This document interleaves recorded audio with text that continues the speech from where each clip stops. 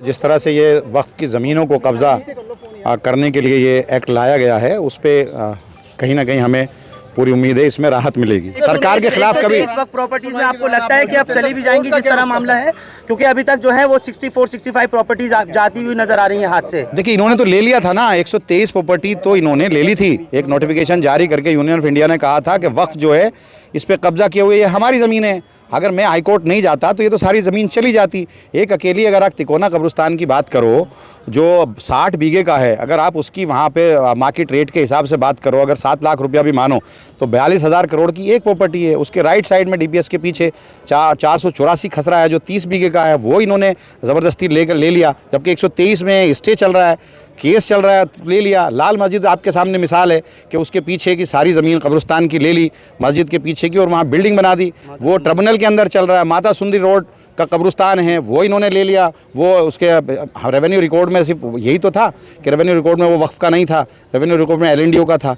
तो आप ट्रिब्यूनल में हैं और हम हाईकोर्ट भी गए तो कहा ट्रिब्यूनल से जब फैसला आ जाएगा तो ट्रिब्यूनल के फैसले को भी ये लोग नहीं मानते, के फैसले को भी ये लोग नहीं मानते। तो कह रहे हैं हम कुछ नहीं लेंगे मुसलमानों के फायदे के लिए। अमानतुल्लाह साहब, अमित शाह ने ये कहा है पार्लियामेंट में कि हम कुछ नहीं लेंगे, आप कह रहे हैं तो यही लिख करके दे दें कि कोई डिस्प्यूट हो या कुछ भी हो, अगर वो पहले से वक्फ बाय यूज़र यूज़ हो रहा है तो उसको हम किसी को टच नहीं करेंगे। एक नोटिफिकेशन ले आए वो।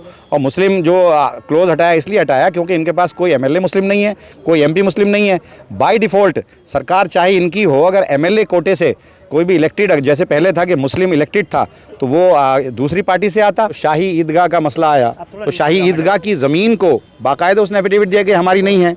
एक नखुंजी मस्जिद है वहाँ, उसके अंदर महरौली के अंदर कई सारी दरगाहें हैं, उस पर उन्होंने जो है क्लेम किया। मैं कह रहा हूँ कि केंद्र सरकार या स्टेट अगर किसी ज़मीन को लेना चाहती है तो CO या जो DM को ये पावर दे रहे हैं तो वो उसको कैसे चैलेंज कर सकता है, उनके खिलाफ कैसे जा सकता है? सरकार के खिलाफ नहीं जा सकता।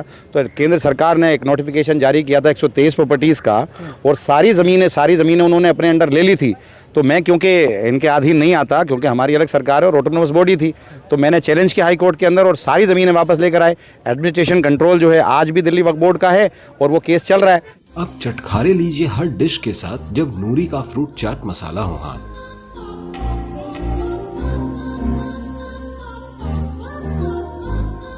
हर डिश की लज्जत बढ़ाए और आपको आपकी उंगलियां चटाए। किसी भी डिश को चटपटा बनाए, आज ही ले आइए नूरी मसाले का फ्रूट चाट मसाला। इस तरह से आज सुप्रीम कोर्ट ऑफ इंडिया में इस मामले को लेकर के सुनवाई हुई और कोर्ट ने जो 10 पिटीशंस थी उन 10 पिटीशंस को आज सुनते हुए ये कहा है कि अभी इस पूरे मामले के ऊपर कुछ भी कहना या स्टे अगर नहीं लगाया जाएगा तो वो बहुत जल्दबाजी होगी। एक चीज़ और बहुत महत्वपूर्ण जो इस वक्त अभी एडवोकेट मुजीबुर रहमान बता रहे थे या अमानतुल्लाह ने बताई, कोर्ट ने सेंसिटिविटी को भी इसकी समझा है। जिस तरीके से मुर्शिदाबाद में हिंसा हो रही है, जिस तरह और दूसरे स्टेट्स में हिंसा हुई है, तो उसके ऊपर भी कोर्ट ने चिंता जाहिर की है और अदालत ने ये कहा है कि अब नोटिस भी आगे इशू करने की बात आ रही है। फिलहाल अभी कोर्ट ने इस मामले पर स्टे किया है और आगे जितनी पिटीशंस हैं उनको भी क्लब करके उन तमाम अर्जियों को जो वक्फ बिल के खिलाफ सुप्रीम कोर्ट में आई हैं उनकी स्क्रूटनी के बाद उनको भी इसमें ही क्लब करके उसकी सुनवाई होगी। कुल मिला के ये कह सकते हैं कि मुस्लिम पक्ष के लिए जो अभी आज कोर्ट ने जो 10 पिटीशंस आई हैं, जिसमें जमीयत उलमा हिंद की हो, जमात इस्लामी की हो, मुस्लिम पर्सनल लॉ बोर्ड की हो, अमानतुल्लाह खान की हो, या सांसद मोहम्मद जावेद की हो, या फिर मौलाना मोहिबुल्लाह नदवी की हो, या फिर इमरान मसूद की हो, जितनी भी पिटीशंस आज आई हैं कोर्ट ने उन सबको सुनते हुए आज लगभग 2.25 घंटे तक सुप्रीम कोर्ट ऑफ इंडिया में सुनवाई हुई और उसके बाद फिर कल एक मरतबा फिर दोबारा से थर्सडे को 2 बजे का वक्त दिया है और उसमें फिर सुनवाई होगी। क्या हुआ कोर्ट में? मेंबर्स को लेकर ऐसा लग रहा है कल अंतरिम ऑर्डर आ सकता है, आपके सबसे बड़ी चिंता पे ऑर्डर आ सकती है। अब देखिए, तकरीबन 8 लाख प्रॉपर्टीज़ हैं, 8 से 9 लाख, उसमें से 4 लाख प्रॉपर्टीज़ ऐसी हैं जो वक्फ बाय यूज़र हैं और बहुत सारी प्रॉपर्टी ऐसी हैं जो रेवेन्यू रिकॉर्ड में नहीं हैं। जैसे 123 प्रॉपर्टी दिल्ली के अंदर है और बहुत सारी ऐसी हैं जो नहीं हैं, इन लोगों ने कब्ज़ा कर लिया।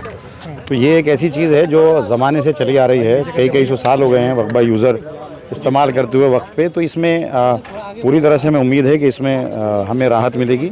और दूसरा, जो नॉन मुस्लिम बोर्ड के अंदर आया है और जो इलेक्टेड प्रोसेस है उसको इन्होंने ख़त्म किया है। जैसे MLA इलेक्टेड था या MP इलेक्टेड था और मुस्लिम था, क्योंकि इनके पास तो है नहीं, तो इन्होंने जो है ये अनकॉन्स्टिट्यूशनल जो चीज़ें इसके अंदर रखी है। हमें पूरी उम्मीद है कि हमें इसमें जो है हमें पूरा भरोसा है और पूरे हिंदुस्तान को इसमें यकीन है कि सुप्रीम कोर्ट से हमें इसमें इंसाफ मिलेगा और राहत मिलेगी। ऐसा लग रहा है कि वक्फ की संपत्ति अब डी नोटिफाइड नहीं होगी, अंतरिम ऑर्डर उसी तरफ आता हुआ दिख रहा है। बिल्कुल बिल्कुल उम्मीद है, और जिस तरह से ये वक्फ की ज़मीनों को कब्ज़ा करने के लिए ये एक्ट लाया गया है, उस पर कहीं ना कहीं हमें पूरी उम्मीद है इसमें राहत मिलेगी। ठीक है, लेकिन कोर्ट की तरफ से ये भी चिंता जताई गई कि जैसे दिल्ली हाई कोर्ट की ज़मीन पे भी वक्फ का दावा किया गया है, इस तरह के भी मुद्दे होते आए। मैं वहाँ चेयरमैन रहा हूँ, हमने अभी ऐसा कभी नहीं, देखिए कोई भी आदमी खड़े होकर के मीडिया के अंदर कह दे, देखिए वक्फ की यहाँ पर दिल्ली के अंदर 1977 प्रॉपर्टीज़ हैं और सबका गज़ट नोटिफिकेशन है, वो सब जो है गज़ट में है और एरिया भी गज़ट के अंदर है। जबकि मैं चेयरमैन था तो हमने सारे केसेस जीते। अब जब इनका, जैसे मैं मिसाल देता हूँ कि ये सारी चीज़ें अब उसके बाद जब मैं 2023 में चेयरमैन नहीं रहा, पद से हट गया, तो अब रेवेन्यू जो सेक्रेटरी है वो जो है उसको देख रहे हैं, तो शाही ईदगाह का मसला आया, तो शाही ईदगाह की ज़मीन को बाकायदा उसने एफिडेविट दिया कि हमारी नहीं है। एक नखुंजी मस्जिद है वहाँ, उसके अंदर महरौली के अंदर कई सारी दरगाहें हैं, उस पर उन्होंने जो है क्लेम किया। मैं कह रहा हूँ कि केंद्र सरकार या स्टेट अगर किसी ज़मीन को लेना चाहती है तो सीओ या जो डीएम को ये पावर दे रहे हैं तो वो उसको कैसे चैलेंज कर सकता है, उनके खिलाफ कैसे जा सकता है? सरकार के खिलाफ नहीं जा सकता। तो केंद्र सरकार ने एक नोटिफिकेशन जारी किया था 123 प्रॉपर्टीज़ का, और सारी ज़मीनें उन्होंने अपने अंडर ले ली थी। तो मैं क्योंकि इनके अधीन नहीं आता, क्योंकि हमारी अलग सरकार है और ऑटोनोमस बॉडी थी, तो मैंने चैलेंज किया हाई कोर्ट के अंदर और सारी ज़मीनें वापस लेकर आए। एडमिनिस्ट्रेशन कंट्रोल जो है आज भी दिल्ली वक्फ बोर्ड का है और वो केस चल रहा है। अगर इन्हीं का होता, ये डिविजनल कमिश्नर जो आज है या जो सीओ है अगर आज है, तो आप उम्मीद कर सकते हैं कि रेवेन्यू सेक्रेटरी का या रेवेन्यू जो केंद्र सरकार यूनियन ऑफ इंडिया के ख़िलाफ़ वो चला जाता, कभी नहीं जाता। तो यही एक साजिश है इनकी कि स्टेट का ही आदमी इनका जो है सीओ, वो सीओ रहे, स्टेट का ही चेयरमैन रहे, और डीएम को सबसे ऊपर जबकि रखा गया है। जबकि मैं यहाँ चेयरमैन था, हमारे जो ऑर्डर होते थे, बोर्ड के जो ऑर्डर होते थे, उसको जो है कोई सुपरसीड नहीं कर सकता, सिर्फ एलजी सुपरसीड कर सकता था। अब डीएम को चेयरमैन से और बोर्ड से ऊपर अगर आप बना रहे हो तो इसका क्या मतलब है, हमारी समझ में नहीं आता। अच्छा, सरकार के खिलाफ कभी प्रॉपर्टीज में आपको लगता है कि अब चली भी जाएंगी जिस तरह मामला है? क्योंकि अभी तक जो है वो 64-65 प्रॉपर्टीज जाती हुई नजर आ रही है हाथ से। देखिए इन्होंने तो ले लिया था ना, 123 प्रॉपर्टी तो इन्होंने ले ली थी। एक नोटिफिकेशन जारी करके यूनियन ऑफ इंडिया ने कहा था कि वक्फ जो है इस पे कब्जा किए हुए ये हमारी ज़मीन है। अगर मैं हाई कोर्ट नहीं जाता तो ये तो सारी ज़मीन चली जाती। एक अकेली अगर आप तिकोना कब्रिस्तान की बात करो जो 60 बीघे का है, अगर आप उसकी वहाँ पे मार्केट रेट के हिसाब से बात करो, अगर 7 लाख रुपया भी मानो तो 42,000 करोड़ की एक प्रॉपर्टी है। उसके राइट साइड में डीपीएस के पीछे 484 खसरा है जो 30 बीघे का है, वो इन्होंने ज़बरदस्ती ले लिया। जबकि 123 में स्टे चल रहा है, केस चल रहा है, ले लिया। लाल मस्जिद आपके सामने मिसाल है कि उसके पीछे की सारी ज़मीन कब्रिस्तान की ले ली, मस्जिद के पीछे की, और वहाँ बिल्डिंग बना दी। वो ट्रिब्यूनल के अंदर चल रहा है। माता सुंदरी रोड का कब्रिस्तान है वो इन्होंने ले लिया। वो उसके रेवेन्यू रिकॉर्ड में सिर्फ यही तो था कि रेवेन्यू रिकॉर्ड में वो वक्फ का नहीं था, रेवेन्यू रिकॉर्ड में एलएनडीओ का था। तो आप ट्रिब्यूनल में हैं और हम हाईकोर्ट भी गए तो कहा ट्रिब्यूनल से जब फैसला आ जाएगा, तो ट्रिब्यूनल के फैसले को भी ये लोग नहीं मानते। तो कह रहे हैं हम कुछ नहीं लेंगे मुसलमानों के फायदे के लिए। अमानतुल्लाह साहब, अमित शाह ने ये कहा है पार्लियामेंट में कि हम कुछ नहीं लेंगे, आप कह रहे हैं तो यही लिख करके दे दें कि कोई डिस्प्यूट हो या कुछ भी हो, अगर वो पहले से वक्फ बाय यूज़र यूज़ हो रहा है तो उसको हम किसी को टच नहीं करेंगे। एक नोटिफिकेशन ले आए वो। और मुस्लिम जो क्लोज हटाया इसलिए हटाया क्योंकि इनके पास कोई एमएलए मुस्लिम नहीं है, कोई एमपी मुस्लिम नहीं है। बाय डिफ़ॉल्ट सरकार चाहे इनकी हो, अगर एमएलए कोटे से कोई भी इलेक्टेड, जैसे पहले था कि मुस्लिम इलेक्टेड था तो वो दूसरी पार्टी से आता, समाजवादी से यूपी के अंदर आता, दिल्ली से आम आदमी पार्टी से आता, कांग्रेस से हरियाणा के अंदर आता, महाराष्ट्र से कांग्रेस का आता, तो आरजेडी का बिहार से आता, तो बाय डिफ़ॉल्ट वो मुस्लिम आता। और जब कुछ गलत करते तो वो अगर होता एमपी और एमएलए होता तो वो गलत काम नहीं करने देता। तो ये तो बाकायदा ये तो कॉन्स्टिट्यूशन के भी खिलाफ है। तो सारा का सारा इनका जो मसला है वो कॉन्स्टिट्यूशन के खिलाफ है और उसी पर जा रहे हैं। और आने वाले वक्त में अगर ये एक्ट इसके अंदर तरमीम नहीं हुई है, नहीं रोका गया, तो आने वाले वक्त में गांव के अंदर, देहात के अंदर बहुत सारी ज़मीन है जो ग्राम सभा के अंदर है। कल प्रधान खड़े होकर कहेगा कि ये तो इलीगल है, डीएम उसको रोक देगा, दफीना रोक देगा। दफीना रुकने के बाद उसके बाद वो केस चला जाएगा, उसके पास वो ज़मीन वक्फ की हो जाएगी और वो रेवेन्यू रिकॉर्ड के हिसाब से फैसला देगा तो वो ज़मीन तो चली जाएगी। और ऐसा हुआ है बहुत सारी ज़मीनों पर। जो तिकोना कब्रिस्तान है वहाँ पर दफीना इन्होंने रोका है, लाल मस्जिद पर इन्होंने रोका है, माता सुंदरी रोड पर रोका है।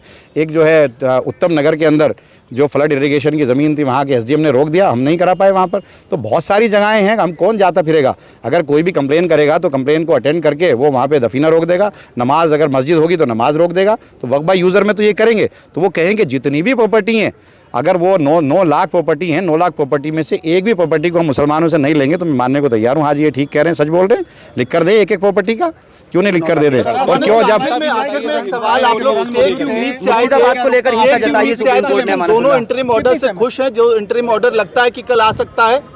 देखिए, पूरी उम्मीद है, अभी तो नहीं कहा जा सकता, कल के लिए छोड़ा है, तो अभी फैसला जब तक नहीं आएगा तब तक नहीं कहा जा सकता। बहस होनी है और इसमें सारे लोगों ने अच्छे से अपने पॉइंट रखे हैं और सारी चीज़ें समझ आ रही हैं। सुप्रीम कोर्ट ने अच्छा, सुप्रीम कोर्ट ने जो मुर्शिदाबाद में हिंसा है या और बिल्कुल जो चिंता जताई है मुर्शिदाबाद वायलेंस को लेकर सुप्रीम कोर्ट ने जो है वो ये तो गांव-गांव हर जगह गांव-गांव मजहबी, जब मस्जिद में आप जाकर के क्लेम दूसरे करेंगे, दफीना रोकेंगे, ईद की नमाज पढ़ने से रोकेंगे तो क्या होगा? वायलेंस होगा। ये तो पूरे मुल्क में फसाद कराने के लिए तो ये लाए हैं, इनका मकसद ये है। इनकी रोटी, सियासी रोटी बगैर फसाद के सिकती नहीं है। ये तो आज बेरोजगारी से लोग परेशान हैं, महंगाई से लोग परेशान हैं, इसमें उलझा कर रख दिया सारे लोगों को। अब आप बताइए, कब्रिस्तान पर भी ये कब्जा अगर करेंगे, मस्जिदों पर भी ये कब्जा अगर करेंगे तो वायलेंस तो होगा, क्यों नहीं होगा? ये तो करना चाहते हैं, यही तो इनका मकसद है। तो सुप्रीम कोर्ट इसको देख रहा है और इसमें अच्छा फैसला आएगा। मेरे साथ मुजीबुर रहमान, थोड़ा अगर आज बता दें कि कोर्ट में दानिश आप थे जी, बताइए जल्दी बताइए। मुस्लिम पक्ष की दलीलों से सुप्रीम कोर्ट की सत्ता कन्विंस हुआ। देखिए, बिल्कुल कोर्ट कन्विंस हुआ और कोर्ट पहले से भी जानता था, बेंच पूरा समझती थी कि ये मामला क्या है। बेंच ने 4 पॉइंट को है रेज किया, उसमें बेंच ने पहले कहा कि नोटिस तो हम इस पे इशू करेंगे। जो सॉलिसिटर जनरल है उसको कहा कि हम आपको नोटिस इशू करते हैं, ठीक है, नोटिस इशू करेंगे हम, लेकिन हम इसके ऊपर ये कोई पार्लियामेंट एक्ट बनाती है तो उसके ऊपर स्टे नहीं लगाते हैं। लेकिन ये एक्सेप्शनल केस है, ये केस एक एक्सेप्शनल केस है जिसके लिए हम इस पे इंटरिम स्टे देंगे, हम इस पे इंटरिम रिलीफ देंगे। इंटरिम रिलीफ जो है, कोर्ट ने ये कहा कि हम अभी डिक्टेट करा रहे हैं इंटरिम ऑर्डर, उसमें उन्होंने हमें क्या क्या रिलीफ दिया। पहला रिलीफ दिया कि एक्स ऑफिशियो को छोड़ करके बाकी जो भी मेंबर होंगे वो सब मुस्लिम होंगे, ये हम लगाते हैं। दूसरी चीज़, जो कलेक्टर अगर जा करके सर्वे करता है तो वो कलेक्टर जाके सर्वे करने से पहले कोई उसका नेचर नहीं चेंज कर सकता और करने से पहले हमारे यहाँ एप्लीकेशन लगाएगा इस कोर्ट में आके। तीसरा, ये उस कोर्ट ने कहा कि जो भी प्रॉपर्टी है, चाहे वो वक्फ बाय यूज़र है या चाहे वो रजिस्टर्ड है, उसका डी नोटिफाई नहीं करेगी सरकार जब तक हम ये मामला नहीं सुन रहे हैं। तो ये चारों ही चीज़ें हमें चाहिए थी और यही चीज़ें कोर्ट समझ चुका और इसी चीज़ के ऊपर कोर्ट हमें जो है वो इंटरिम ऑर्डर दे रहा है। तो तुषार मेहता लिटरली गिड़गाने लगे कोर्ट के सामने कि हमें और सुन लिया जाए, हमें और टाइम दे दिया जाए, हमें कल के लिए रख दिया जाए। तो जज ने काफ़ी रजिस्ट होकर के फिर हमने भी कहा कि ठीक है, आप इनको अपॉर्चुनिटी दीजिए, मिस्टर मेहता को आप सुनिए, और फिर हम भी कल और कुछ सुनाएंगे कोर्ट को। और कल 2 बजे के लिए ये रखा गया है। अल्टीमेटली ऑर्डर पास नहीं हुआ है, जो ऑर्डर पास नहीं हुआ, लेकिन जजेस क्या चाहते हैं, कोर्ट कैसा सोच रहा है वो हमें पता चल गया और कोर्ट किस तरीके से फैसला, कोर्ट पूरा मैटर समझ चुका है, सेंसिटिविटी समझ चुका है और कॉन्स्टिट्यूशन कैसे जो है वो वायलेट हो रहा है वो कोर्ट समझ चुका है। अच्छा, नोटिस इशू किया गया है, कुछ इस तरीके की बात सामने आई है या कुछ एफिडेविट वगैरह फाइल करने को कहा गया है? नहीं, अभी क्या है, कल डिसाइड कोर्ट ने कहा कि अब मिस्टर मेहता हम आप नोटिस इशू करेंगे और आप जो है जवाब दे दीजिएगा। तो मेहता ने खुद कहा कि सर आप मुझे इशू कर दीजिए, हम 15 दिन में इसको सुन के 15 दिन के अंदर हम एफिडेविट ले आएंगे और डे टू डे आप इसको सुन लीजिए, आप स्टे मत लगाइए। जज ने कहा कि नहीं, स्टे लगाना ज़रूरी है, इंटरिम रिलीफ देना ज़रूरी है, because it's an exceptional case जी। तो कल हो जाएगा इंशाल्लाह।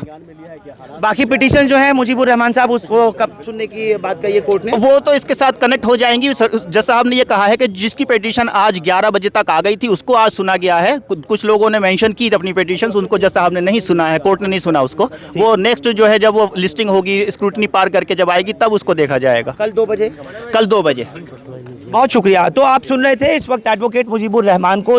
आप लोग हमारे साथ सुप्रीम कोर्ट ऑफ इंडिया से इस खबर पर जुड़े, आप सबका बहुत शुक्रिया। हिंदुस्तान लाइव फरहानिया या यूट्यूब पर सब्सक्राइब कर सकते हैं और क्लिक कर सकते हैं बेल आइकन हमारी खबर की पहली नोटिफिकेशन के लिए। फेसबुक पर हमारा पेज हिंदुस्तान लाइव फरहानिया या फॉलो और लाइक कर सकते हैं। Thank you for now.